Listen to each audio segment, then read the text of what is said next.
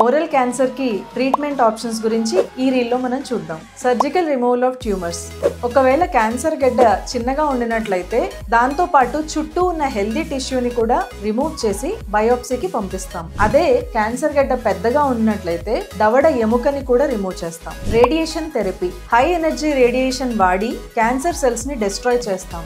ఈ radiation therapy అనేది surgery తర్వాత క్యాన్సర్ ఫర్దర్ గా స్ప్రెడ్ అవ్వకుండా కూడా చేస్తారు, లేదా కొన్ని టైప్ ఆఫ్ క్యాన్సర్స్ లో మెయిన్ స్ట్రీమ్ ట్రీట్మెంట్ ఆప్షన్ గా కూడా చేస్తారు. కీమోథెరపీ. యాంటీ క్యాన్సర్ డ్రగ్స్ అనేవి ఐవీ రూపంలో గానీ ఓరల్ గా మందుల రూపంలో గానీ ఇస్తారు. మోడరేట్ టు అడ్వాన్స్డ్ కేసెస్ లో ఈ కీమోథెరపీ అనేది రేడియోథెరపీతో కాంబినేషన్ లో ఇస్తారు. ఈ కీమోథెరపీ అనేది ట్యూమర్ ష్రింక్ అయ్యి ఫర్దర్ గా స్ప్రెడ్ కాకుండా హెల్ప్ చేస్తుంది. Targeted therapy. క్యాన్సర్ సెల్స్ లో ఉన్న కొన్ని స్పెసిఫిక్ ప్రోటీన్స్ మీద ఈ టార్గెటెడ్ థెరపీ అనేది యాక్ట్ చేస్తుంది. ట్రెడిషనల్ కీమోథెరపీ కంటే దీంట్లో సైడ్ ఎఫెక్ట్స్ తక్కువ.